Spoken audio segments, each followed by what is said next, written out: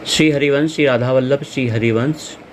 भगवान श्री कृष्ण ने गीता के अध्याय 7 में कहा है कि मत्तः परतरम नान्यत किंचिदस्ति धनंजय मयि सर्वमिदं प्रोतम सूत्रे मणिगणा इव। अर्थात हे धनंजय, मुझसे श्रेष्ठ कोई सत्य नहीं है। जैसे मोती धागे में गुंथे रहते हैं, एक दूसरे से जुड़े रहते हैं धागे से, उसी प्रकार सब कुछ मुझ पर ही आश्रित है। तो कहने का भाव है कि भगवान के अलावा इस संसार में आपको जो कुछ भी दिख रहा है वह सत्य नहीं है। भगवान ही सब जगह हैं, कण कण में भगवान व्याप्त हैं। भगवान हर रूप में हैं, वही एक हैं और कई रूपों में आपको दिख रहे हैं। कई रूप अर्थात मनुष्य में भगवान हैं, आपको मनुष्य में भगवान दिखने चाहिए। पेड़ पौधे में भगवान हैं, आपको पेड़ पौधे में भगवान दिखने चाहिए। जड़ चेतन में एवं सभी जगह भगवान ही व्याप्त हैं, उनकी शक्तियाँ व्याप्त हैं। वही एक कई रूपों में खेल रहे हैं, समझिए, लीलाएं कर रहे हैं।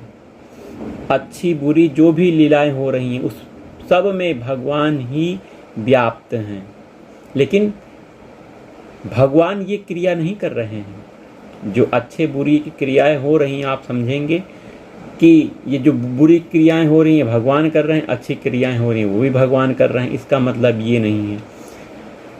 मनुष्य के अंदर भगवान बैठे हुए हैं एक शक्ति के रूप में। यदि भगवान उस मनुष्य के अंदर से बाहर आ गए तो वो मनुष्य पंच भौतिक तत्वों में विलीन करने के लिए अब हो गया है। अर्थात उसे दाह संस्कार करवा देना चाहिए, जला देना चाहिए, मार या फिर गाड़ देना चाहिए। अर्थात उसकी मृत्यु हो गई है। मृत्यु से पहले भगवान उस शरीर के अंदर थे। मनुष्य जो क्रियाएं कर रहा है वो अपने मन बुद्धि के अनुसार कर रहा है, इसमें भगवान की कोई प्रेरणा नहीं है। तो ये बात मत समझिएगा कि जो अच्छी क्रियाएं हो रही हैं वो भी भगवान कर रहे हैं और जो बुरे कर्म हो रहे हैं उसमें भी भगवान ही कर रहे हैं। नहीं, इसका अर्थ यह है, कहने का भाव यह है, सब जगह भगवान व्याप्त हैं, सूक्ष्म रूप से व्याप्त हैं। आप इसको कैसे समझ सकते हो? जब तक भजन नहीं होगा, जब तक दृढ़ संकल्प लेकर आप भगवान के शरणागत नहीं हो जाते, भजन नहीं करते, तब तक आप इस रहस्य को नहीं जान सकते। भगवान की सत्ता के अलावा कुछ नहीं है। उन परम पुरुष से बढ़कर कोई सत्य नहीं है, क्योंकि परम पुरुष भगवान श्री कृष्ण ही श्रेष्ठतम हैं। वे सूक्ष्म से भी सूक्ष्मतर हैं और महान से भी महानतम हैं। वे मोक्ष वृक्ष के समान स्थित हैं और दिव्य आकाश से प्रकाशित हैं। जिस प्रकार एक वृक्ष अपनी जड़ फैलाता है, वे भी अर्थात श्री कृष्ण भी अपने विस्तृत शक्तियों का प्रसार करते हैं। सब शक्तियां आपको दिख रही हैं, सभी देवी देवताएं दिख रही हैं, सब भगवान के एक अंश से, भगवान से ही प्रकाशित हैं, भगवान से ही शक्तियां प्राप्त करते हैं। तो भगवान के अलावा इस संसार में कुछ कोई नहीं है। जो यह मान लेता है कि कण कण में भगवान का वास है वही साधु है, उसे साधु मानना चाहिए। तुलसीदास जी, परम पूज्य तुलसीदास जी ने भी रामचरितमानस में कहा है, सिया राम मैं सब जग जानी, करहूँ प्राम जोरी कर बानी। यह ज्ञान जिसको हो जाता है कि कण कण में भगवान है, कण कण में मेरे भगवान है, तो वो ज्ञानी है, साधु है। लेकिन आप बाहरी वेशभूषा को देखकर उसकी व्याख्या करते हैं, उसकी समझ रखते हैं, लेकिन बाहरी वेशभूषा उसका एक पोशाक है। जैसे शरीर को पोशाक कहा गया है, आत्मा की पोशाक, तो वही आत्मा भगवान का ही अंश है। तो हम भगवान के हैं, भगवान हमारे हैं, यह बात माननी चाहिए, समझनी चाहिए। और यह दृढ़मति आपकी होनी चाहिए कि मत्तः परतरम नान्यत किंचिदस्ति धनंजय। मयि सर्वमिदं प्रोतम सूत्रे मणि गड़ा इव। मुझसे श्रेष्ठ कोई सत्य नहीं है, मैं हर जगह व्याप्त हूँ। भगवान कहाँ कहाँ हैं? भगवान ने गीता के अध्याय में कहा है कि हे कुंती पुत्र, मैं जल का स्वाद हूँ, सूर्य और चंद्रमा का प्रकाश हूँ। जो सूरज और चंद्रमा में आप प्रकाश देख रहे हैं वो भगवान की शक्ति से ही प्रकाशित है। आप समझ रहे होंगे कि इसमें कोई साइंटिफिक कारण है। आप साइंटिफिक कारण बता भी सकते हो कि सूर्य में नाभिकीय संलयन क्रिया होती है, परंतु यह क्रिया कराने वाले कौन हैं? भगवान ही तो हैं। चंद्रमा का प्रकाश भगवान ही तो देते हैं। सूर्य से आ रहा है, आप कहते हैं सूर्य से चंद्रमा को प्रकाश मिलता है, लेकिन ये भगवान की शक्ति से ही है। वैदिक मंत्रों में ओंकार भगवान ही है, आकाश में ध्वनि है भगवान है, मनुष्य में सामर्थ्य भगवान ही है, श्री कृष्ण ही है। ये भगवान की शक्ति है। पृथ्वी की आद्य सुगंध तथा अग्नि की ऊष्मा भगवान श्री कृष्ण है। समस्त जीवों का जीवन तथा तपस्वियों का तप भगवान श्री कृष्ण है। यह जान लो हे अर्जुन कि मैं ही समस्त जीवों का आदि बीज हूँ, बुद्धिमानों की बुद्धि हूँ, समस्त तेजस्वी पुरुषों का तेज हूँ। ये देखिए भगवान ने कहा है ना कि मैं सब जगह हूँ। तो देखिए इसमें देखिए बलम बलवताम चाहम काम राग विवर्जितम धर्मा विरुद्धो भूतेषु कामो अस्मि भरत ऋषभ। हे मैं बलवानों की कामनाओं तथा इच्छा से रहित बल हूँ। हे अर्जुन, मैं वही काम हूँ जो धर्म के विरुद्ध नहीं है, वही काम हूँ जो धर्म के विरुद्ध नहीं है। इस बात को ध्यान रखिएगा। भगवान ने कहा है मैं वह काम हूँ जो धर्म के विरुद्ध नहीं है। अर्थात आपके मन में कोई कामना आई जो शरीर के राग से स्थित है, शरीर के राग को, शरीर के भोग को बढ़ाती है, तो वो कामना धर्म को खत्म करने वाली है, धर्म के विरुद्ध है। वह कामना धर्म के विरुद्ध है, क्योंकि वह आपकी इच्छा की पूर्ति के लिए है। वहीं वह कामना जो सर्व सुख को प्रदान करती है, सभी लोगों के सुख देने वाली है, सभी लोगों का कल्याण करने वाली है, तो वह कामना धर्म विरुद्ध नहीं है, धर्म युक्त है। जैसे आप संतान उत्पत्ति कर रहे हैं अपने वंश को बढ़ाने के लिए, तो वह यही काम आपके धर्म युक्त कहा जाएगा। यही आप संभोग कर रहे हैं अपने शरीर की इच्छा की पूर्ति के, तो यह धर्म विरुद्ध होगा, धर्म के विरुद्ध होगा। तो भगवान ने कहा है कि मैं वह काम हूं जो धर्म के विरुद्ध नहीं है।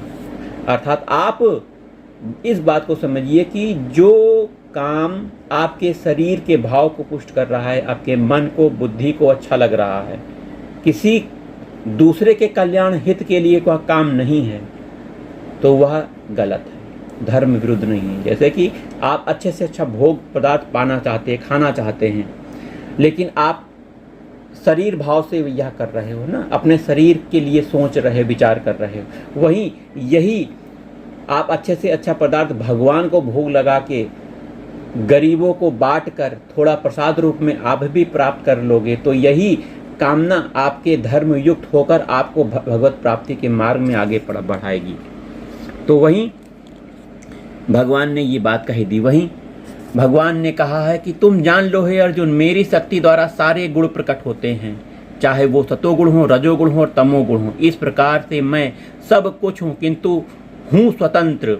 मैं प्रकृति के गुणों के अधीन नहीं हूँ। भगवान प्रकृति के गुणों के अधीन बिल्कुल नहीं है। भगवान सच्चित आनंद हैं। हम प्रकृति के गुणों से युक्त हैं, भगवान नहीं है। प्रकृति भगवान के अधीन है।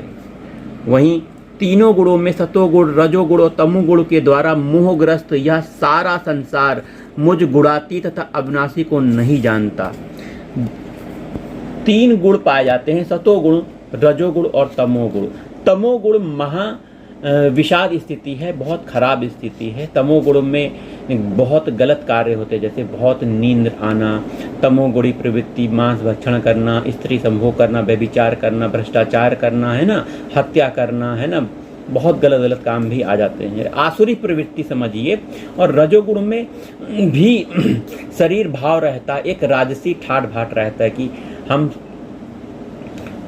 सही करें, चीज खाएंगे लेकिन शरीर भाव में रहकर, अर्थात अच्छे अच्छे कपड़े पहनना, है ना, शरीर के भोग में लगे रहना, शरीर को ही पुष्ट करना, शरीर के बारे में ही सोचना, शरीर संबंधियों के बारे में कर्म करना, अर्थात भगवत भजन, पूजा अर्चना, ध्यान, तीर्थ यात्रा, दान पुण्य ऐसे कर्म नहीं होते रजो गुण में। वहीं सतो गुण में भगवान की पूजा अर्चना, भगवान की कथा, ये सब होता है। सतो गुण सही माना जाता है। सतो गुण की प्रवृत्ति जब व्यक्ति के अंदर आती है तो वो धर्म की तरफ बढ़ता है, आध्यात्मिक उन्नति की ओर प्राप्त करने की चाह रखता है और वह करता भी है। भगवान की कथा को सुनता है, भगवान के बारे में जानना चाहता है, तीर्थ याटन करता है, अच्छे अच्छे कर्म करता है। सतोगुण जैसे अच्छे कर्म करना, दान करना, तीर्थ याटन करना, सेवा करना, ये सब करता है। तो तीनों ये जो गुण हैं, इन गुणों से ऊपर की स्थिति होती है गुणातीत अवस्था। गुणातीत अवस्था में भगवान रहते हैं, भगवान के भक्त गुणातीत अवस्था में रहते हैं। अब गुणातीत अवस्था में हम कैसे जा सकते हैं? गुणातीत अवस्था में हम जा सकते हैं भगवान के नाम को पकड़ के। यदि आप भगवान के नाम का नित्य जाप कर रहे हो, आपका जिस समय भगवान का नाम चल रहा है, तो उस समय आप गुणातीत अवस्था में हो। जिस समय आप भगवान के रूप का ध्यान कर रहे हो, उनका चिंतन कर रहे हो, उनकी सेवा कर रहे हो, तो उस समय आप गुणातीत अवस्था को धारण कर रहे हो। और जिस समय आप कथा सुन रहे हो, प्रेम से भगवान का चिंतन करते हुए सेवा कर रहे हो, कथा सुन रहे हो, उनकी कथा सुनते सुनते भावों में चले जाते हो, तो वो गुणातीत अवस्था है। वहीं भगवान स्वरूप संत महात्माओं के कथा के श्रीमुख से आप सत्संग सुन रहे हो, उनकी सेवा कर रहे हो, उनकी आज्ञा का पालन कर रहे हो। वहीं आप भगवान के धाम घर में भगवान की परिक्रमा कर रहे हो, मतलब वृंदावन धाम की परिक्रमा कर रहे हो, धाम की परिक्रमा कर रहे हो, धाम की सेवा कर रहे हो, धाम में जाके भगवान के दर्शन कर रहे हो। तो ये गुणातीत समय है, उस समय आप गुणातीत अवस्था में होते हो। तो आप निरंतर भगवान के समीप रहना चाहते हो तो गुणातीत अवस्था को प्राप्त होना चाहिए। तीनों गुणों से ऊपर की अवस्था गुणातीत अवस्था है, सतो रजो और तमोगुण। तमोगुणों में आदमी बहुत आलसी हो जाता है, वह बहुत ही आलस करता है, सोता है, खाता है, पीता है, सोता है और बहुत गलत गलत काम भी करता है, जैसे मांस मदिरा, है ना, जुआ खेलना, ऐसी तमोगुणी प्रवृत्ति हैं, आसुरी प्रवृत्ति कही जाती हैं। तो गुणातीत अवस्था को प्राप्त होने का प्रयास करिए। गीता में भगवान ने कहा है, इस बात को आप ध्यान रखिए, क्योंकि भगवान के एक एक बातें परम सत्य हैं। इस बात को आप स्वीकार करो। मत्ता परतरम नान्यत किंचिदस्ति धनंजय मयि सर्वेदम प्रोतम सूत्रे मणिगणा एव। सभी भगवान पर आश्रित हैं, सभी भगवान से शक्तियां प्राप्त कर रहे हैं। जैसे आप देवी देवता छोटे देख रहे हो, सभी भगवान से शक्तियां प्राप्त कर रहे हैं, भगवान से ही प्रकट हुए हैं। हम सब भगवान से ही प्रकट हो गए हैं। वही एक भगवान कई रूपों में बदलकर हमारे सामने विभिन्न प्रकार की लीलाएं कर रहे हैं। अब कुछ लीलाएं हमको अच्छी लगती हैं, कुछ लीलाएं हमको बहुत खराब लगती हैं। तो हमको अच्छी लीला देकर और गलत लीला देकर उनके अनुसार चेष्टा नहीं करनी है, हमें अपना मार्ग अपनाना है। हमारा मार्ग है भगवत प्राप्ति का मार्ग। यदि हम अपने भगवत प्राप्ति के मार्ग में अड़िग नहीं रहेंगे और इन्हीं गुण लीलाओं का चिंतन करते हुए अपने समय को बिताएंगे, तो कैसे भगवत प्राप्ति हो जाएगी? भगवत प्राप्ति के लिए अपने मन को भगवान के चरणों में, भगवान के नाम में और गुरु आदेश, इंपॉर्टेंट चीज़ है, गुरुदेव द्वारा जो आदेश प्राप्त हुआ है उसे पूरा करने में लगाना चाहिए। गुरुदेव ने नाम दिया है, मंत्र दिया है, जो सेवा दी है, उसमें हमें अपने समय को लगाना चाहिए। जय जय राधा वल्लभ, श्री हरिवंश, श्री वृंदावन, श्री वंचन। जय जय श्री राधा।